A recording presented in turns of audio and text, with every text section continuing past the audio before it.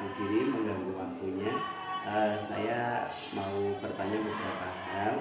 Yang pertama yaitu bagaimana Bapak selaku kepala sekolah untuk mengidentifikasi kasus-kasus yang merupakan dilema etika atau rujukan moral. Ya, sebetulnya kasus-kasus yang dilematis itu kalau di sekolah itu banyak.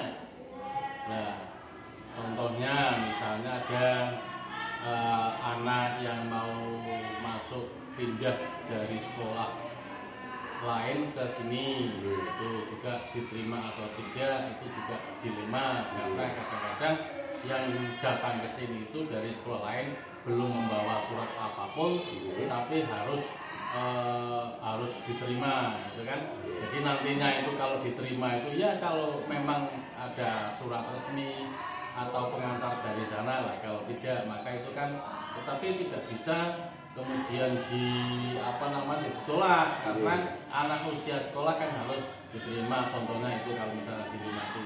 Ada lagi anak yang misalnya yang tidak mampu sama sekali, misalnya kaitan dengan misalnya anak membeli buku yang berkaitan dengan lembar kerja sekolah yang harus di lembar kerja siswa yang harus dibeli oleh siswa.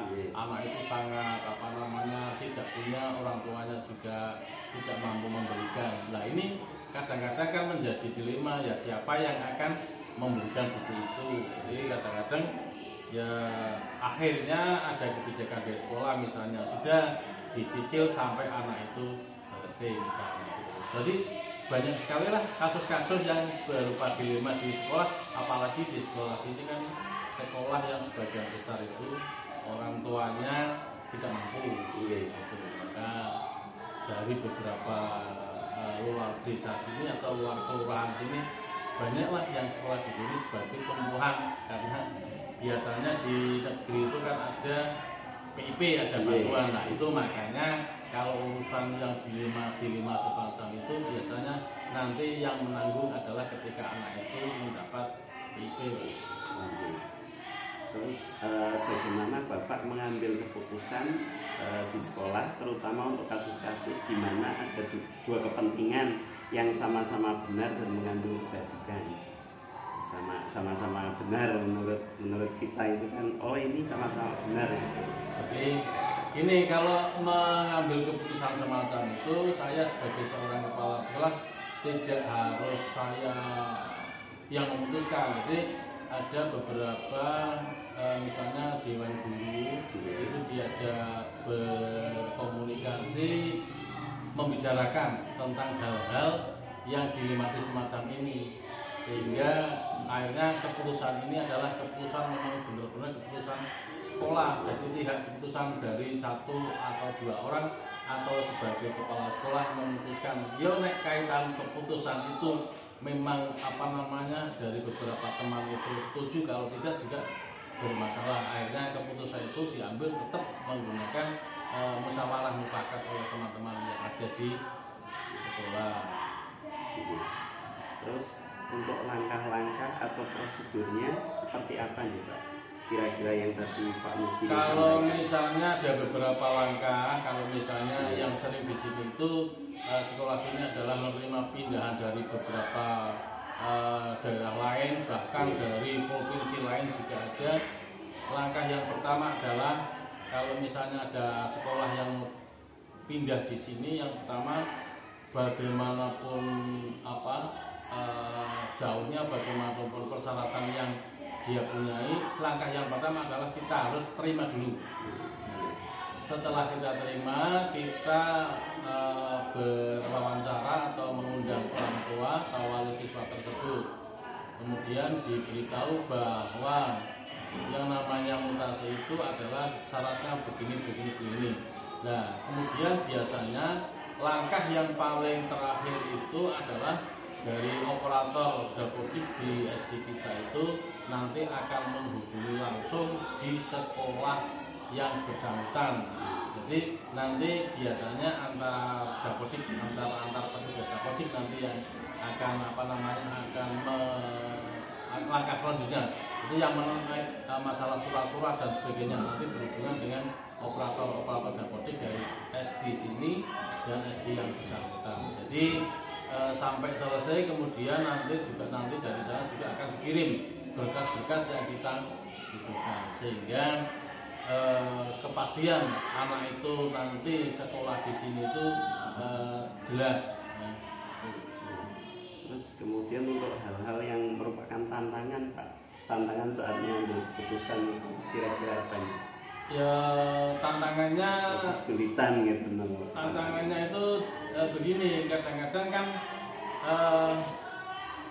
anak ini diterima di sini itu kan jelas tidak serta-merta atau tidak langsung anak itu akan mendapat bantuan operasi sekolah sesuai jatah setiap bulan bagi anak itu.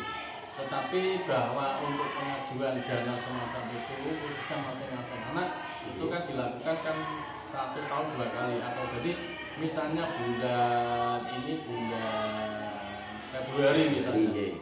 Jadi langsung misalnya anak sini bulan Februari kemudian anak diterima kemudian langsung akan mendapatkan dana semacam itu juga tidak.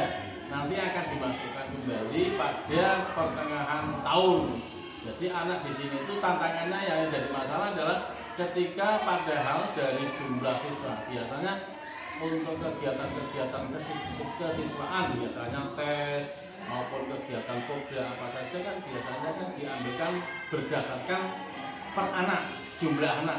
Sementara kan tidak semua anak itu kalau yang pindah-pindah itu langsung akan mendapatkan bantuan. Itu kan tantangannya semacam itu. Jadi paling tidak ya karena kewajiban sekolah untuk menerima siswa yang masih berumur sekolah, ya makanya ya kita tetap terima walaupun nanti urusannya urusan sekolah misalnya. Jadi ada lagi ketika hanya beberapa bulan, hanya beberapa bulan pengalaman ini anak kemudian di sini tidak betah atau orang tuanya pindah tempat atau pindah usaha lagi sehingga anak tersebut nanti pindah mengikuti orang tua. Jadi itu adanya lalu, jadi sulit juga mau diterima itu harus diterima, tetapi kalau diterima kadang-kadang anak itu dalam waktu beberapa bulan sudah tidak betah atau mengikuti orang tua pindah lagi di tempat yang lain. Itu juga menjadi kesulitan yang dialami sekolah semacam itu. Jadi wanita itu mempengaruhi dapodik sekolah itu. Apa kira-kira Pak Mukidi mempunyai waktu khusus atau jadwal tertentu untuk menyelesaikan permasalahan tersebut atau bagaimana? Kalau masalah-masalah itu kan tidak ada waktu yang khusus. Artinya kan simultan. Artinya ketika masalah itu ada atau datang, ya kita tangani masalah itu secepatnya. Jadi tidak ada misalnya waktu-waktu khusus. Jadi sekolah itu kan memang banyak hal-hal yang harus ditangani, tetapi itu simultan. Artinya langsung permasalahan ada, langsung ditangani. Jadi tidak ada waktu khusus atau waktu tertentu untuk menangani suatu masalah. Kemudian apakah seorang atau faktor-faktor apa yang mempermudah atau membantu kira-kira Pak Mukidi menyelesaikan permasalahan tersebut? Suatu masalah itu kalau misalnya mudah untuk memecahkannya itu adalah karena adanya kerjasama dari warga sekolah, baik guru, tenaga pendidikan, apalagi kalau misalnya ada komite dari masyarakat yang ikut memecahkan masalah, itu lebih mudah dibandingkan ada masalah kemudian ditangani sendiri.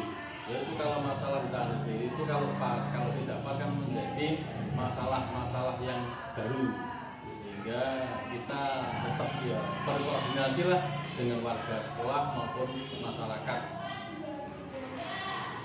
Ya Pak, yang terakhir dari semua hal yang telah Bapak sampaikan tadi, pembelajaran apa yang kira-kira Pak Mukidi dapatkan dari pengambilan keputusan tadi?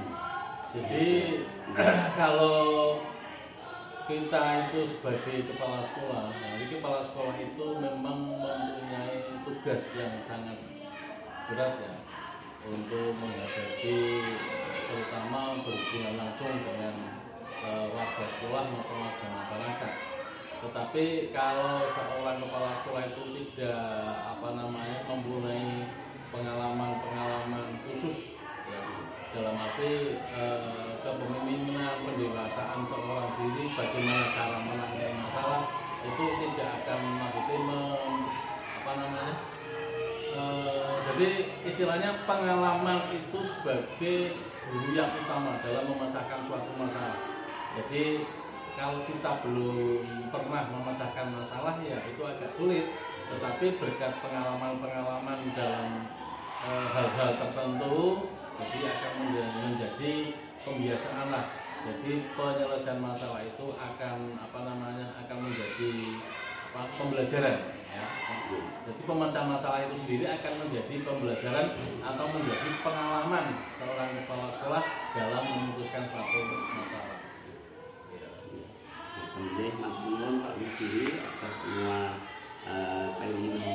semua cerita yang tadi Pak Mudiri sampaikan.